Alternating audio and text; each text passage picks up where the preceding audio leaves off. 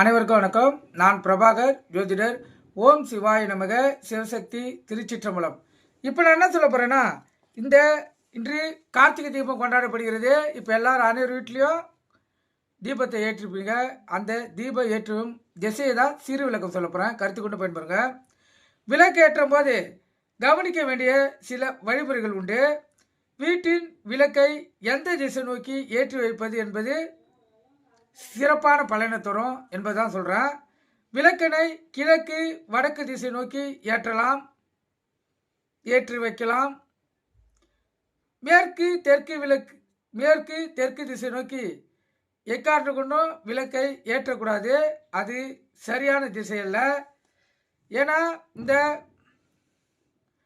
இறந்தவர்களுக்கு கர்மா செய்யும்போது இந்த குறிப்பிட்ட அந்த நாட்களில் மட்டும்தான் தெற்கு திசையை நோக்கி விளக்கினை ஏற்ற வேண்டும்.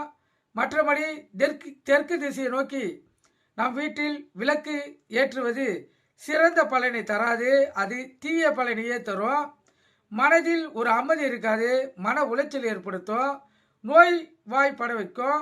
அதனால் எக்காரணம் கொண்டும் இந்த தெற்கு திசையை நோக்கி விளக்கு ஏற்றக்கூடாது.